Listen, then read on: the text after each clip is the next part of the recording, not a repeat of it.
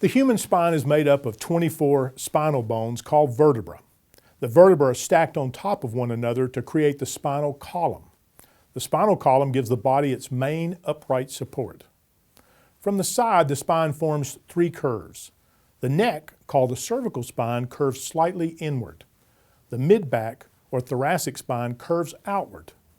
The outward curve of the thoracic spine is called kyphosis.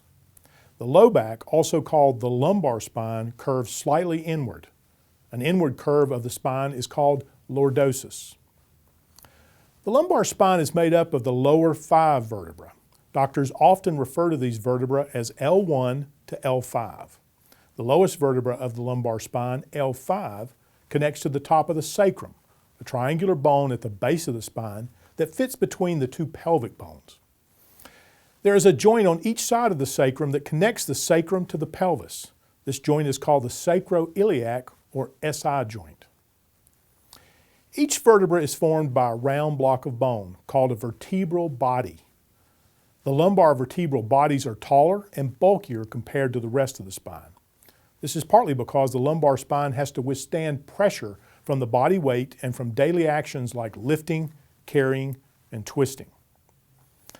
A bony ring attaches to the back of each vertebral body.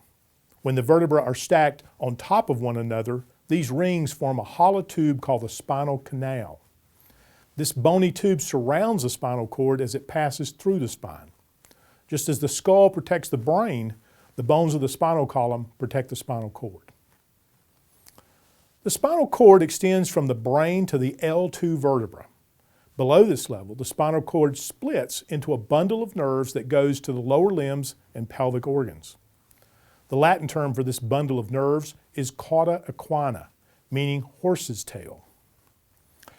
As the spinal cord travels from the brain down through the spine, it sends out nerves on the side of each vertebra called nerve roots. These nerve roots join together to form the nerves that travel throughout the body and form the body's electrical system. The nerve roots that come out of the lumbar spine form the nerves that go to the lower limbs and pelvis. The thoracic spine nerves go to the abdomen and chest. The nerves coming out of the cervical spine go to the neck, shoulders, arms, and hands. It is sometimes easier to understand what happens in the spine by looking at a single spinal segment.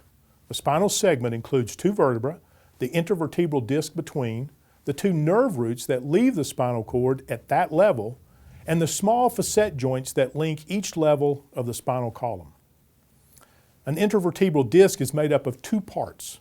The center, called the nucleus pulposus, is spongy and acts like a shock absorber to cushion the force between each vertebra. The nucleus is surrounded by a series of strong ligamentous rings called the annulus fibrosus. Ligaments are made of strong connective tissue and connect one bone to another. The annulus fibrosus is actually a special ligament that connects two vertebrae together.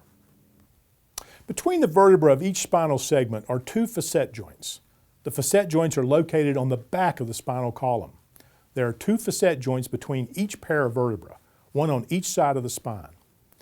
A facet joint is a small bony knob that sticks out from the vertebral body at the back of the lumbar spine. Where these knobs meet, they form a synovial joint that connects the two vertebrae. The facet joints of the lumbar spine move together in a sliding motion as you bend forward and backward. The surfaces of the facet joints are covered by articular cartilage. Articular cartilage is a smooth, rubbery material that covers the ends of most joints. It allows the bone ends to move against each other smoothly, without friction. Two spinal nerve roots exit the sides of each spinal segment, one on the left and one on the right.